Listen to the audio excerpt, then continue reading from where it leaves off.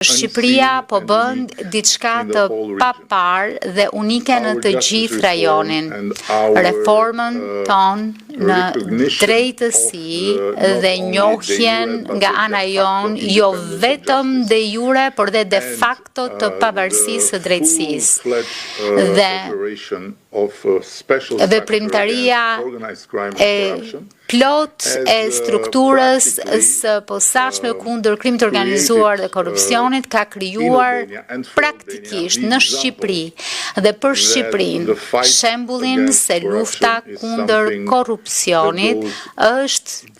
diçka që shkon shumë përtej fjalëve, shumë përtej sipërfaqeve, shkon shumë thellë, let's say balanced, dhe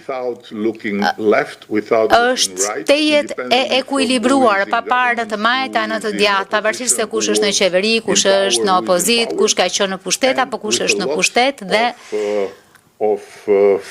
me shumë fakte që tregojnë se ajo çka kur nuk ishte ndodhur në Shqipëri që prej pavarësisë e krijimit të shtetit parashqiptar në 1912 deri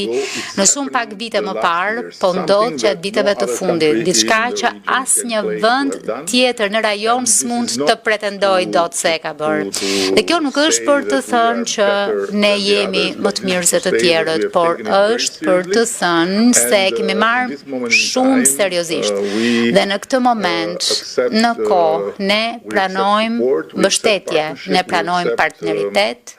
ne pranojmë ndihmë, por nuk pranojmë leksione nga askush kur vjen fjala për luftën kundër korrupsionit.